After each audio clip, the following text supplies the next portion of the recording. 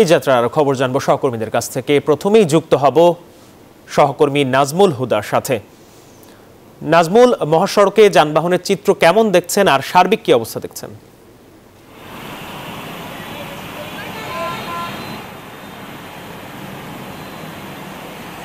মাহমুদুল, আপনাকে ধন্যবাদ। আপনি যেমনটি বলছেন, এই মুহূর্তে রয়েছে আমি গাজীপুরের চন্ডাতে, এবং চন্ডাতে আমরা যেটা দেখছি যে সকাল থেকে গাড়ির প্রচুর চাপ ছিল।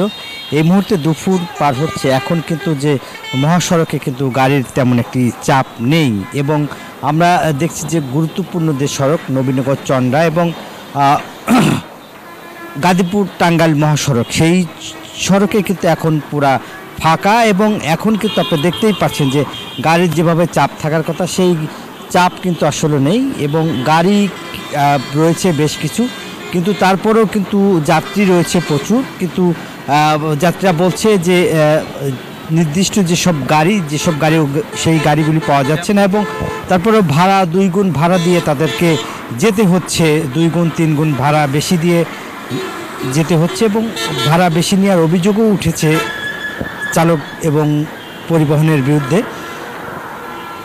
এখানকার যারা যাত্রী তারা বলছে যে তারা বাড়িতে পরিবার পরিজনের নিয়ে ঈদ করতে চায়, এবং আপনারা জানেন যে আগামীকালকে ঈদ, এবং সেই ঈদের কারণে কিন্তু মূলত এখন যে সড়কটি আমরা যদি একটু দেখাতে চাই, দুই পাশের সড়কই কিন্তু এখন ফাঁকা, এবং এই মুহূর্তে একটু ভিড় হওয়ার কথা, তারপরেও কিন্তু সেই রকম ভিড় নেই, এবং সড়কে কিন্তু যে বেশ গাড়ি, এই পাশের সড়কে গাড়ি রয়েছে কিন্তু যাত্রী নেই, এবং মহাসড়কে আমরা দেখেছি যে অনেক জায়গায় কিন্তু আসলে যাত্রী রয়েছে কিন্তু পরিবহন সংকট রয়েছে, এবং এর মধ্যে কিন্তু সব ধরনের আসলে প্রস্তুতি ট্রাফিক পুলিশ, হাইওয়ে থানা পুলিশ এবং জেলা পুলিশ নিয়েছে, এবং প্রত্যেকটা পয়েন্টে কিন্তু আইন শৃঙ্খলা বাহিনী রয়েছে যে কোথাও যাতে যানজটের সৃষ্টি না হয়, সেই কারণে আসলে মূলত পুলিশ কাজ করে যাচ্ছে। এই ছিল আমার কাছে ঘরে ফেরা মানুষের সর্বশেষ খবর। ফিরে যাচ্ছি, একই খবর জানবো এলিঙ্গা থেকে আব্দুল সালাম সাইমের কাছ থেকে।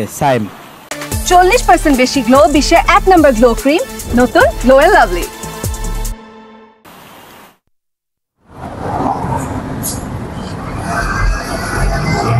ধন্যবাদ। আসলে রাত পোহালেই কিন্তু তাই নারীর টানে কিন্তু এই যে ঢাকা এবং চট্টগ্রাম থেকে মানুষজন উত্তরবঙ্গের দিকে ছুটছে।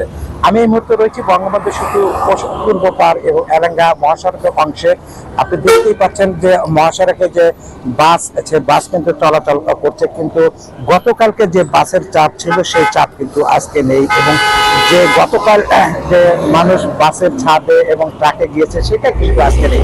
আজকে কিন্তু ব্যক্তিগত গাড়ি এবং কিছু ট্রাকে করে কিন্তু আসলে যে মানুষ ঝুঁকি নিয়ে তারা কিন্তু নারীর টানে কিন্তু ঘরে ফেরা শুরু করেছে। আমরা যতটুকু জেনেছি গত 24 ঘন্টায় প্রায় 47,000-এর উপরে কিন্তু যানবাহন কিন্তু বঙ্গবন্ধু সেতু দিয়ে উত্তরবঙ্গে প্রবেশ করেছে, এবং মানুষ কিন্তু যারা নিম্ন তারা কিন্তু ঝুঁকি নিয়ে পিকআপ এবং ট্রাকে গিয়েছে। তাদের সাথে কথা বলে তারা যেটা বলেছে যে বাসগুলোতে গেলে তাদের পরিবহন ভাড়া বেশি পড়ায়, তারা ঝুঁকি নিয়েই যাচ্ছে, 2 টাকা বাঁচিয়ে তারা পরিবারের জন্য কিছু কেনাকাটা করতে পারে। এবং এই মহাসড়কের ঈদযাত্রা সুষ্ঠু করতে কিন্তু পুলিশ প্রশাসন কিন্তু ব্যাপক প্রস্তুতি গ্রহণ করেছিল।